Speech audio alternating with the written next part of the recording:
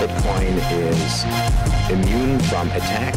And welcome to the Crypto Show's Digital Cash Evolution right here on the Bloomberg Network. And today we're very honored to have Dr. Ron Paul, who is probably very responsible for a lot of the people who are actually interested in cryptocurrencies. I know that's how I got interested in cryptocurrency. I was a delegate in 2012 in support of Ron Paul, and what he was preaching about ending the Fed is kind of what got me interested in cryptocurrency, and that's where we are today. Also sitting in with us in studio is Lyn Ulbricht. We'll be interviewing her after Dr. Paul. Chuck, we were going to get into competing currencies, if you want to take it from there. Yeah, absolutely. Dr. Ron Paul, thank you very much for joining us today. I know you have limited time, but so let's just dive right into it. Just want to ask you right up front, as a person involved in politics and an advocate for liberty and free markets, what are your thoughts on competing currencies? Well, I think this is the way they started originally, way back when there was bartering going on and people started competing with simplifying that. Instead of trading cows and horses and bushels of corn, they had to find something more practical. And that's when they went to the metals. So it originated as a competing currency, but the competition in currencies has lasted throughout, in emergencies especially. I'm sure there's some competing currencies being used, say, in Venezuela now. Anybody has a silver dollar, can do something, or crypto that people will accept. Under these circumstances, they're looking for options. In wartime periods, when currencies are destroyed and the economy's in shambles and the country's in shambles, they'll use anything, and most of the time they have been commodities, anywhere from cigarettes to silver or whatever. So it's a very natural thing. That's the way it worked. That's the way money developed. But over the many hundreds of years, once governments got very much involved, they realized if they could have a monopoly over the money and then declare it, legal tender, and you can't compete, all of a sudden they found out how much power this was. My gosh, it's like being the chief counterfeiter and it be legal. Nobody can stop us. We're the counterfeiters. And believe me, the temptation is so great that everybody has an axe to grind. This is when pure democracy is so destructive. Then you line up all the special interests. In our country right now, it's the military industrial complex, the welfare recipients at all level, and for this reason, the system works fine. It protects the banks. The banks get involved. They can monetize and have the debt multiply there with fractional reserve banking. So it's a system designed for very, very rich special interests, and it's very, very destructive to the middle class because the middle class has no controls. So over the years, of course, I've been on this issue for a long time. It motivated me to go to Congress, first time. But it also is something that as time went on, and especially Hayek, the Austrian economist, introduced this notion in a academic manner, denationalize it, which is where it started. And that's the whole point. And a lot of times people will say, are you for this or that? Are you for smoking marijuana or such and such cryptocurrency? No, I'm for liberty. And I want to sort it out. But of course, under those situations, there's only one very strict rule. No violence, no aggression, no fraud, and let the people sort it out. And the results sometimes aren't perfect. But I'll tell you what we have today is not very perfect either. And we are suffering the consequences of the acceptance of a total monopoly of a fiat currency. Of course, the dollar now for 100 years, and the whole world's in a mess for it. Indeed. I have to agree. And a lot of what you say sparks my memories of when I first read the Bitcoin white paper. And I realized while reading it that it was humanity's exit strategy. This was a new technology that could be humanity's exit strategy from the system of control that central banking and governments have become over our fiat currencies. With that in mind, we've seen this proliferation of cryptocurrencies. What are your beliefs as to how governments, banks, and enterprises will react as cryptocurrencies move throughout economies and society? Viciously. They will guard and protect their monopoly with armed might if it's necessary. So that is what is so dangerous. So that's why the concept of liberty is so important. And that is why limiting government force and power is so important. And then protecting your right to use the money of choice is sort of protected secondarily. But under these circumstances, they have more guns than we have. They have the IRS. I noticed, they're talking about reopening the government. Yesterday, I think they agreed, bipartisan agreement. Oh, we have to open up the Treasury. We have to pass out some checks and the IRS, So it is something that, you can look at the competition and the different forms of it to be used under dire circumstances. And I think that's important, and that's why a lot of people are motivated to think about it. But it also should be in normal circumstances, because governments have been unable to resist the temptation of using this power to create money out of thin air. And that's where so much of our trouble comes from. That's what if we didn't have fiat money, and especially this dollar system, government would be much, much smaller. The other day I was on one program and they say, okay, what would you do if we made you Federal Reserve Board Chairman? And I said, well, I would resign immediately. because no person, including myself, nobody can do this central economic planning through the monopoly control of money, and they know what interest rates would be. It's such a joke. That's great. When have they ever shut down the government and not given everybody back pay anyway? Oh no, this is a free vacation. I mean, this is vacation for them, and they get away with it. So right now they're crying crocodile tears about how people can't live. Today they have to get their check. Tomorrow we'll starve to death if you don't send us our check immediately. So it's and the whole thing is we as libertarians would like to think that this shutdown, should be permanent, plus about 70% more of the government. And believe me, the people would get along fine. What I don't like about it is we have created so much dependence, innocent dependence on people who have raised in a welfare state, and they don't know anything else, so they're really great victims. So that was one of the things when I was running for the presidency. I said that if you were going to work your way out of this mess and not have to wait and anticipate these terrible, terrible circumstances, we could just gradually decrease all the spending, cut the spending 10% a year, but do it first overseas. Bring everybody home. We could save $1 trillion right there. I think under those circumstances, if we were sincere, which we won't be, you could actually feed kids that have been totally dependent on all their care from the government, and there's nobody there. But that transition, that's a theoretical transition that we could work our way out of it, but in all practicality, from my experience, it's not going to happen that way. We're going to have a collision course with the counterfeiters and the authoritarians. So I'd love to get your opinion on, you've already answered my next question, which was about the Federal Reserve, and feel free to elaborate as to its value as an institution to society if you like. But I wanted to move on and talk a little bit about some current events. There seems to be a lot of global communications and consternation happening with the world leadership around Syria and Afghanistan, which is nothing new for me personally. The war in Afghanistan is as old as my middle daughter. Can you please comment on recent news that Trump caught allies and lawmakers off guard last month in announcing plans for a withdrawal from Syria and the government's activities in Afghanistan? Well, on the Liberty Report, Daniel McAdams and I praised him highly for doing this, although we kept our fingers crossed and said, I hope he sticks to his guns. No, that's fantastic. But all the warmongers should say, and those are the Republicans and Democrats, is, oh yeah, that's not a bad idea. He's allowed to do this. But why did he do it without telling us and warning us and all this? Well, look at what happened once they found out. The roof came down on them, and that's when everybody in the media piles on, and for some reason he doesn't stick to his guns. I think his instincts were good, and they're possible. He says, well, this is what I campaign on. Fine, you campaign on, stick to it.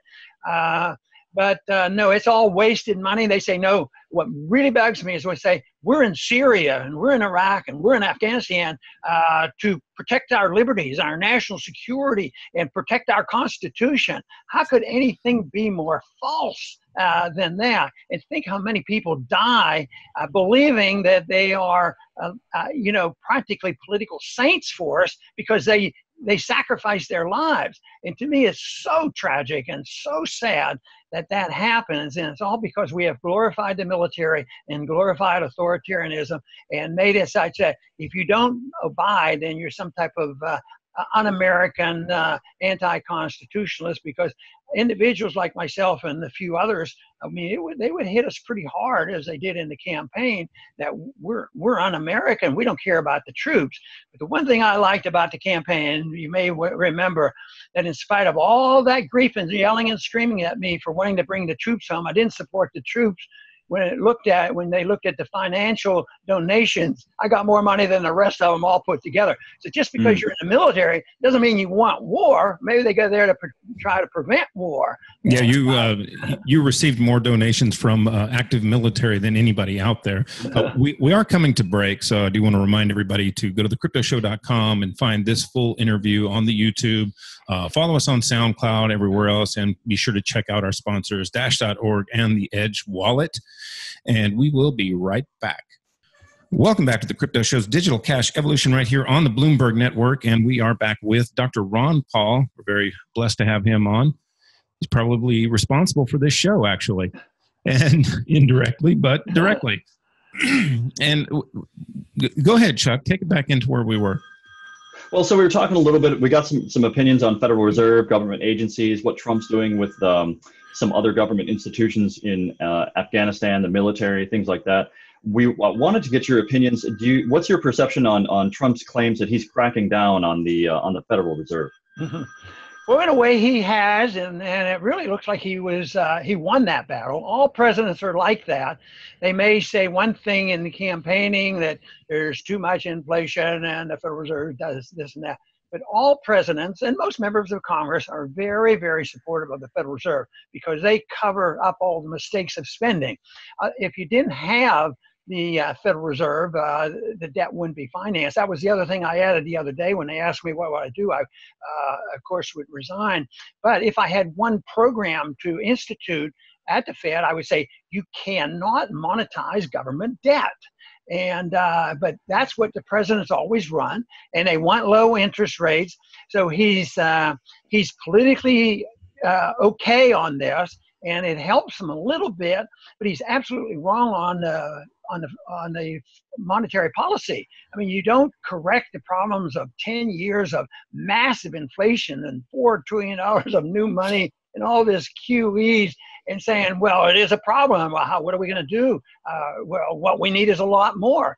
And the Fed makes feeble attempts to pretend they're trying to correct it and raise the interest rates inch by inch, and also starting to unwind their balance sheet. And the markets get hysterical, and Trump chimes in.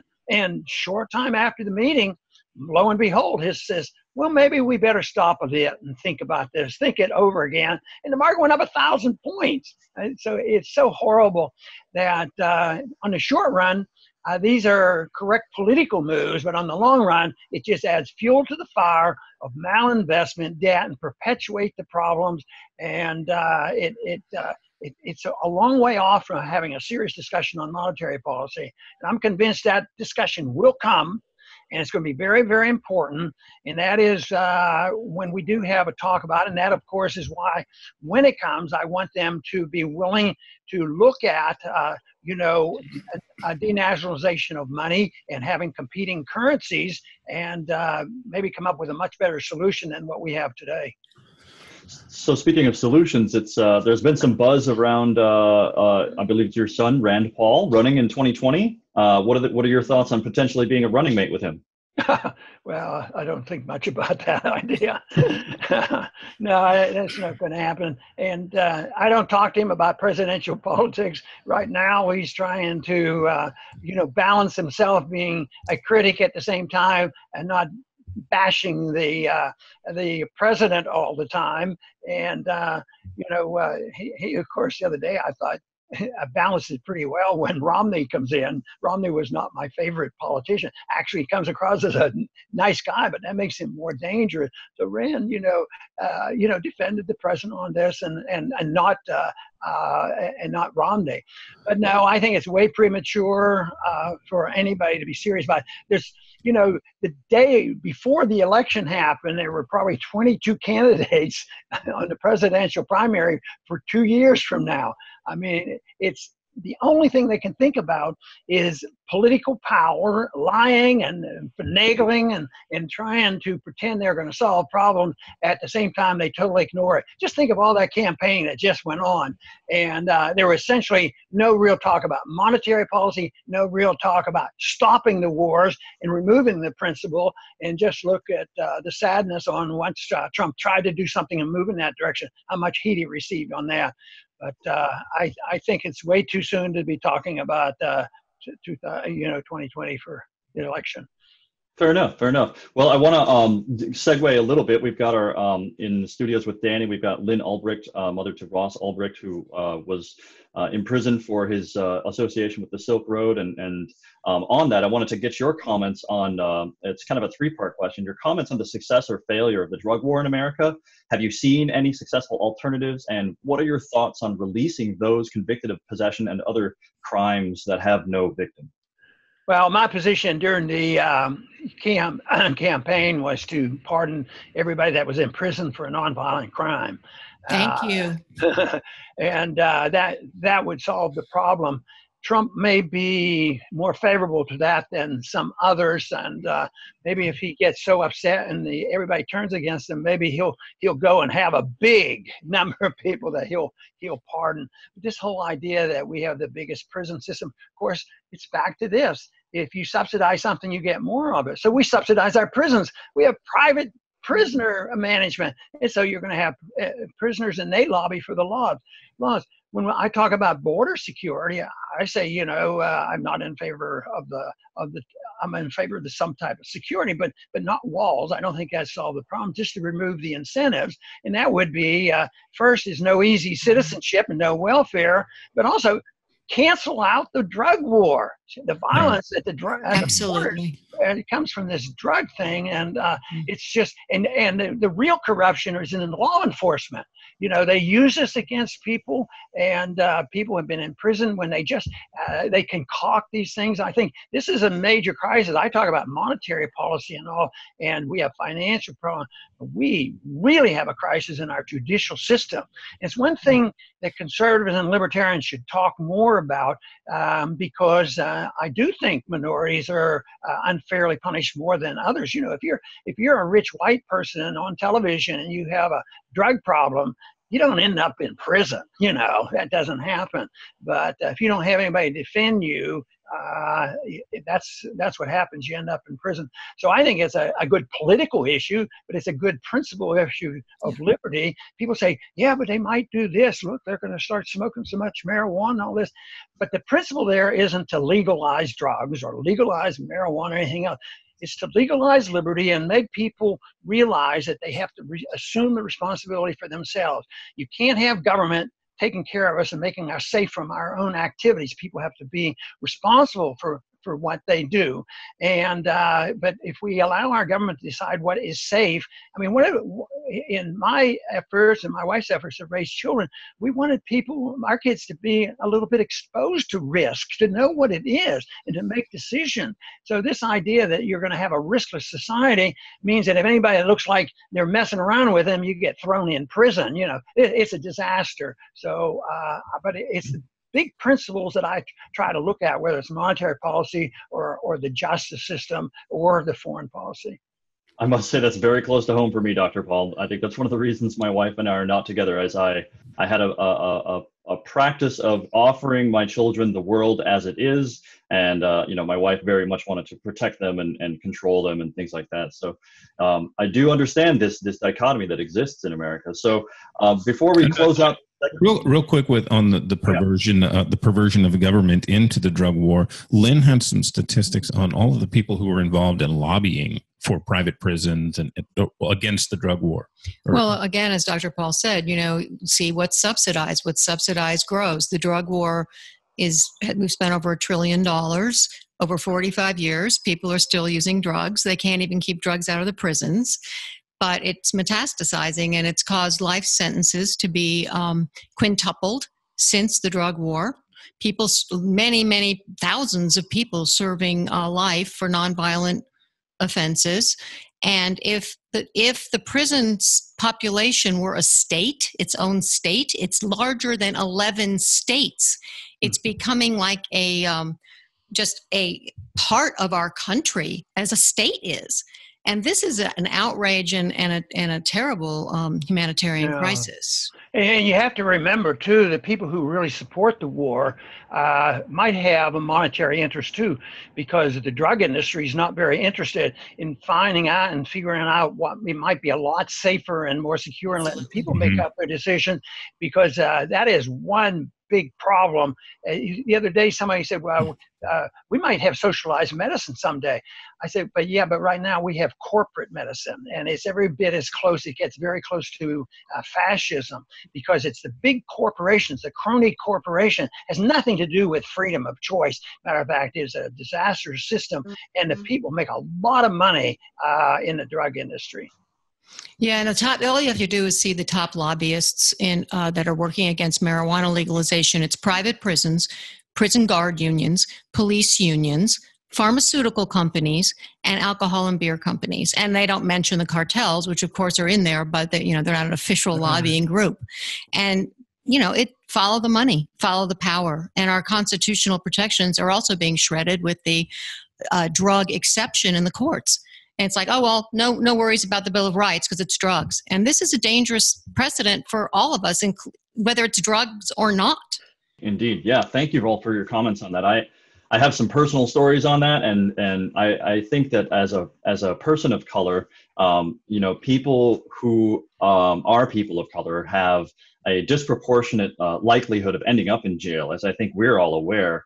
But that's not always as relevant or present in people who are not people of color, because they just don't experience it. They don't see the police officers in their neighborhood. They don't experience the getting pulled over and ending up in jail for some random reason. I was put in jail on mistaken identity for at least one occasion, and it is a frustrating situation. The prison population, the prison situations, and I agree that the law enforcement and government situation with that is probably hitting more close to home than the money situation. But the money situation is also dire and will be devastating when it blows up. Thank you, Dr. Paul, for being on the show, and hope to have you back on soon. Good to be with you. Thank you very much. All righty. Thank you, Dr. Paul. Thanks. Okay.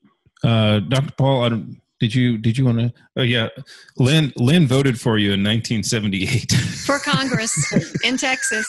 I'm a longtime fan, so I'm very honored to be on. How about that's a true believer. That's right. And my mother too. So and my sister and my husband. So we've been supporting you a long time. All right, very good. All righty. All right. Thanks a lot, Dr. Paul. Thank you.